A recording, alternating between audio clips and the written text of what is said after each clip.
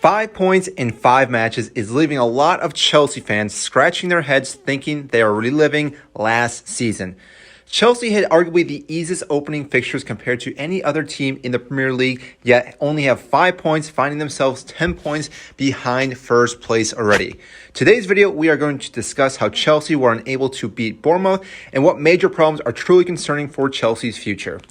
Let's begin with the formation and tactics that Pochettino set up against Bournemouth. Now, you could argue that Chelsea did a 4-2-3-1, but in the grand scheme of things, it really was a 3-4-2-1 with Gusto pushing up on the right side and Mudryk coming in for Ben Chilwell on that left side, which I know people have talked about. In the back three, Colwell, Thiago Silva, and Sassy did their job phenomenally this game, but you have to give credit to Sanchez, who had a phenomenal game. Without him, Chelsea would have dropped all 3 points. Now, what we want to talk about, though, is how Chelsea operated with this formation. And like other games, we saw Raheem Sterling be one of the pinnacle points in this match. Now, what we also saw was Gusto going up and down the right side. If you look at the heat map, you can see exactly where he was lining up. Along with that, we also had Gallagher moving up, which then we saw this kind of formation happening for the most part. So again, because of this, Chelsea was able to overload the front part, but like most games, we were not able to finish. Now, again, Gusto came up the side. Gallagher kind of hung here. Jackson, unfortunately, had a few good opportunities, but could not find the back of the net. Fernandez, again, was going back and forth, but really could not find any other key passes to really break down the back lines. And Mudryk, yes, he did fairly decent for his first match starting for Chelsea this season, but you're expecting him to do so much more because of the price tag on this player. Now, it should be noted that a majority of Chelsea's starting 11 is out injured, including Caicedo, who picked up a knock during the international break. This has been a major problem for Chelsea and Pochettino. That being said, Chelsea have multiple attacking issues that we need to address in this video.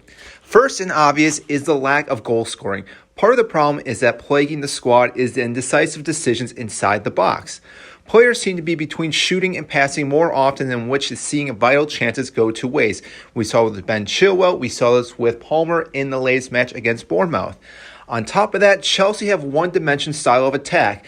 This may not seem obvious, but Chelsea continuously find themselves driving the ball down the sideline to the goal line and trying to cut back the ball to find a player inside the box. Most of the time, there are too many players to find and defeat themselves, and also they're usually playing the ball behind the runners, which again is making it very difficult for the strikers to get on top of that ball and get the right contact in front of the net. Along those lines, Chelsea are currently lacking the ability to play a ball through the middle, for players to run on to have a one-on-one chance with the keeper, which sees our wingers not being used fully to their ability. Because of this, teams have a lot easier chance defending against Chelsea because they know they're going to go down the sideline and not try to cut it in. Now, you could argue that Raheem Sterling is one of the players that is doing that, but minus him, all other players at Chelsea are going straight down the sideline. Finally, the last missing piece is the proper player to play between the lines. This was going to be Nkunku's role, but due to injury has left Chelsea searching for a new player. Palmer has the ability, but has only been at Chelsea for a couple weeks and has really still been trying to adapt to the squad itself and with Pochettino's tactics.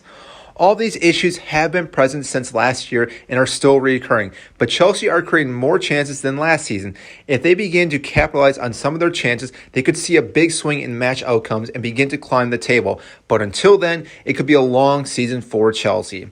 If you enjoyed this video, please give this a like and subscribe if you want more content like this.